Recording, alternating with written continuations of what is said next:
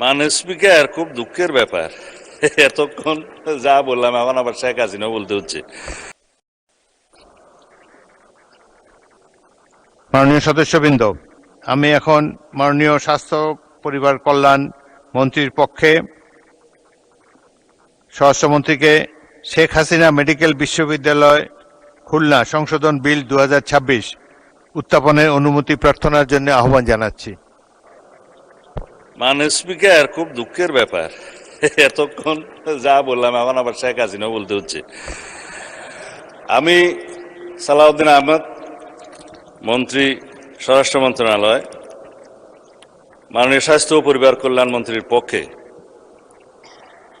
প্রস্তাব করছি যে উত্থাপন করার জন্য শেখ হাসিনা মেডিকেল বিশ্ববিদ্যালয় খুলনা আইন 2021-এর সংশোধনকল্পে আনিত একটি বিল, শেখ হাসিনা মেডিকেল বিশ্ববিদ্যালয় খুলনা আইন সংশোধন বিল 2026 মহান সংসদে উত্থাপনের জন্য অনুমতি প্রার্থনা করছি।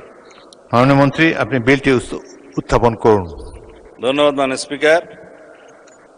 আমি সালাউদ্দিন আহমেদ, মন্ত্রী স্বরাষ্ট্র মন্ত্রণালয়, মাননীয় স্বাস্থ্য ও পরিবার কল্যাণ মন্ত্রীর পক্ষে প্রস্তাব করছি যে শেখ হাসিনা মেডিকেল বিশ্ববিদ্যালয় খুলনা আইন 2021-এর সংশোধনকল্পে আনিত বিলটি, শেখ হাসিনা মেডিকেল বিশ্ববিদ্যালয় খুলনা সংশোধন বিল 2026